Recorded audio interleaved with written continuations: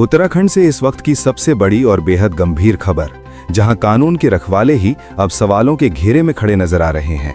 क्या उत्तराखंड पुलिस वाकई निष्पक्ष है या फिर सत्ता के दबाव में काम कर रही है? आरोप बेहद गंभीर हैं।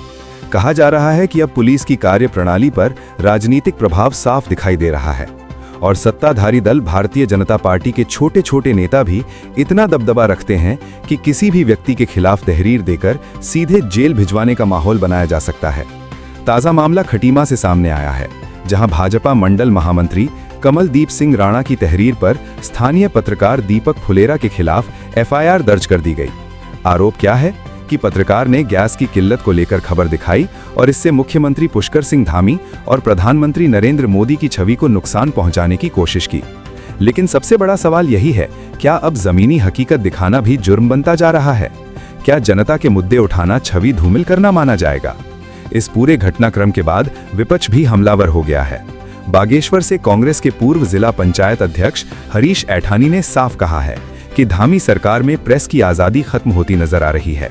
उनका कहना है कि अगर गैस जैसी बुनियादी समस्या पर खबर दिखाने पर मुकदमा दर्ज होगा तो ये लोकतंत्र के लिए बेहद खतरनाक संकेत हैं।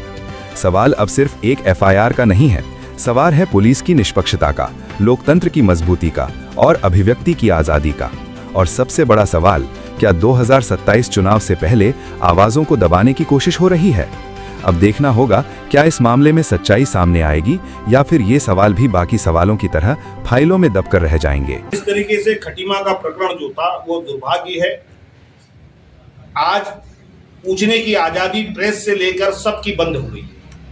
उन्होंने सिर्फ और सिर्फ गैस की किल्लत के बारे में जो दीपक फुलेरा वहां पर वो जो पत्रकार है उन्होंने कहा था, मुझको सुनने में आया कि वहां के उनके मंडल महामंत्री ने उस बात को लेकर एक एफआईआर लॉन्च करी है कि गैस की किल्लत अगर कोई पत्रकार या साथी कोई जागरूक व्यक्ति अगर कोई कह रहा है तो उन्हें उसको सीधे और सीधे प्रधानमंत्री और मुख्यमंत्री की अस्मिता से जोड़ के देखा गया है। तो ये दुर्भाग्य है।